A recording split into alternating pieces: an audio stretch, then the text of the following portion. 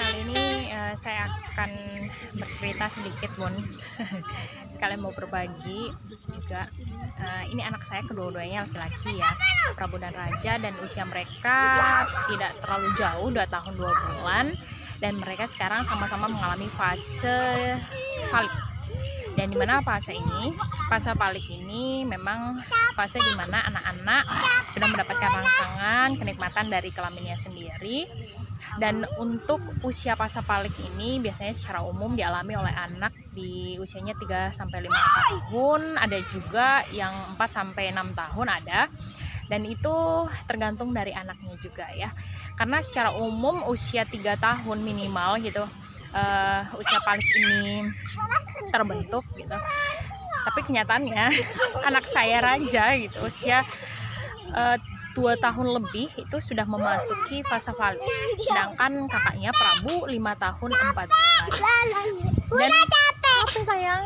Iya istirahat kalau capek. Minum nak, ini air putihnya sayang. Nggak mau? Oh iya suka. Dan memang untuk pengkondisiannya gitu ya, untuk masing-masing anak itu, tiap anak beda-beda gitu, bagaimana cara menyalurkan fase ini. Dimana kalau kakaknya itu suka sekali, Bun, sekarang mandi.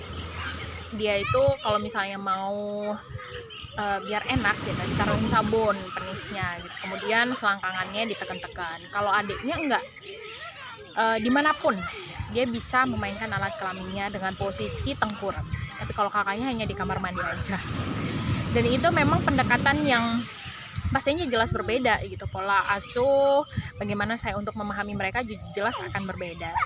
Tapi yang secara umum yang kami ajarkan saat ini masih bagaimana sih gitu ketika mereka bisa menjaga kesehatan reproduksinya gitu. Bagaimana mereka diajarkan tentang seksualitas gitu. Karena untuk Prabu sendiri, karena usianya sudah 5 tahun lebih ya, dia sudah mampu, capek ya, istirahat dulu ya, sudah mampu memahami apa yang kami ajarkan karena sudah sedikit-sedikit bisa berpikir abstrak ya.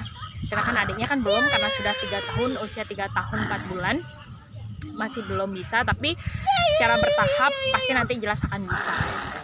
Kami pahami sedikit-sedikit dulu. Kami ajarkan secara anatomi. Iya.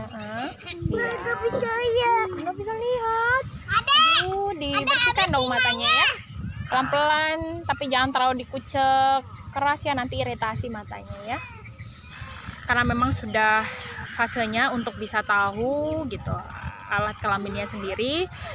Dan kemudian kami ajarkan secara anatomi gitu. Kelamin laki-laki namanya penis.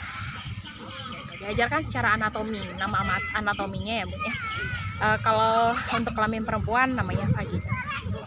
Dan yang kakak dan adik miliki ini namanya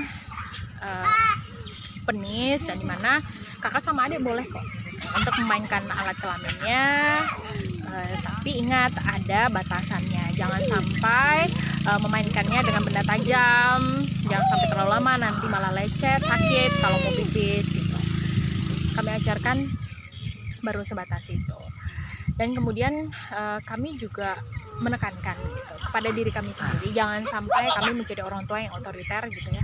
Ketika kami sudah mengetahui, alhamdulillah sudah mengetahui ilmu ini gitu, sehingga akhirnya kami tidak serta-merta sedikit-dikit nggak boleh mencubit atau memukul, membentak, meneriaki gitu kan. Karena menurut artikel banyak yang saya baca gitu, banyak orang tua yang memang pada dasarnya belum paham tentang fase ini gitu, malah ngelihatnya itu kayak tabu gitu.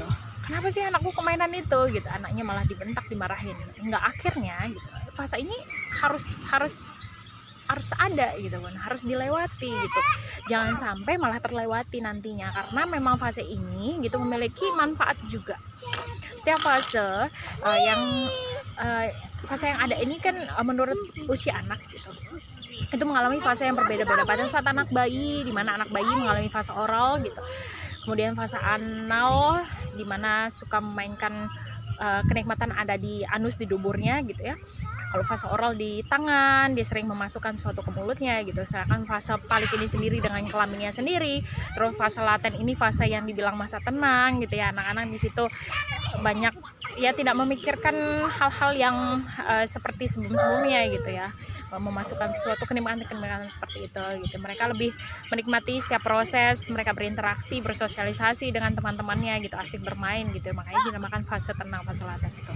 Kemudian fase genital, dan dimana memang setiap fase ini ternyata memiliki manfaat yang berbeda-beda. Maka dari itu jangan sampai nanti karena kita tidak mengetahui ilmu tentang ini gitu malah melarang, banyak pelarangan.